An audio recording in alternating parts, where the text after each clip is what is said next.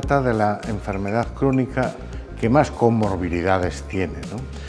Normalmente son diabéticos, hipertensos, cardiópatas, incluso con trastornos de adaptación, ansiedad, depresión.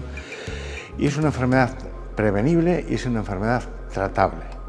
Cómo estas comorbilidades afectan la calidad de vida, cómo estas comorbilidades afectan al consumo de recursos sanitarios, tanto lo que es asistencia a consultas, asistencia a servicios de urgencias, hospitalizaciones, incluso hospitalizaciones prolongadas, y cómo hay que hacer en la práctica diaria para intentar hacer una detención precoz para poder intentar prevenirlas y, en el caso de que estén presentes, evitar el impacto tan negativo que tiene en la calidad de vida de los pacientes con EPOC.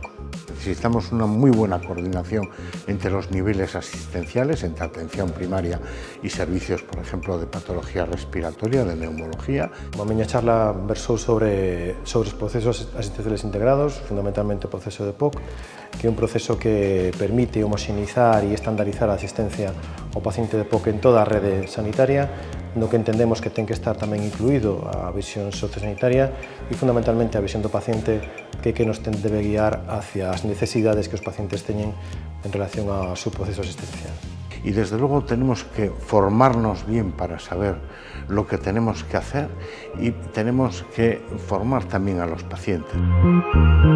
Seguir avanzando en la integración sociosanitaria de nuestros residentes. Creemos que tanto los residentes con EPOC como con otros procesos crónicos que se encuentran en las residencias necesitan una atención integral. Tenemos que avanzar mejorando la comunicación, mejorando la coordinación, mejorando la resolutividad asistencial entre los ámbitos social y sanitario.